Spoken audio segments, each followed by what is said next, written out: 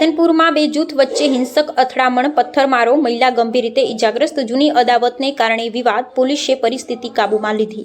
પાટણ જિલ્લાના રાધનપુર શહેરમાં એક જ પરિવારના બે જૂથ વચ્ચે જૂની અદાવતને કારણે ઉગ્ર વિવાદ સર્જાયો હતો. આ વિવાદ એટલો ઉગ્ર બન્યો કે હિંસક અથડામણ સાથે પથ્થરમારો થયો હતો. અચાનક થયેલા આ હુમલામાં સમગ્ર વિસ્તારમાં ભય અને અફરાતફરીનો માહોલ સર્જાઈ ગયો હતો. પથ્થરમારાની આ ઘટનામાં એક મહિલા ગંભીર રીતે ઇજાગ્રસ્ત થઈ હતી, જેને તાત્કાલિક સારવાર માટે હોસ્પિટલ ખસેડવામાં આવી છે.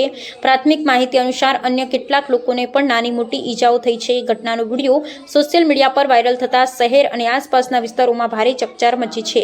ઘટનાની જાણ થતાં જ પોલીસ તંત્ર મોટી સંખ્યામાં સ્થળ પર દોડી આવ્યું અને પરિસ્થિતિ કાબૂ લેવા પગલાં પણ લેવા પડ્યા હતા. પોલીસે હાલ શાંતિ સ્થાપિત કરી છે અને ઘટનાને લઈ મહિલાઓ તેમજ પુરુષો સામે ગુનો નોંધાવ્યો છે. સ્થાનિકોમાં આ અથડામણને લઈ ભારે ભય અને ગભરાટ ફેલાયો છે. સૂત્રોએ જણાવ્યું કે આ ઝઘડાનું મૂળ કારણ જૂની અદાવત હોવાનું સામે આવ્યું છે.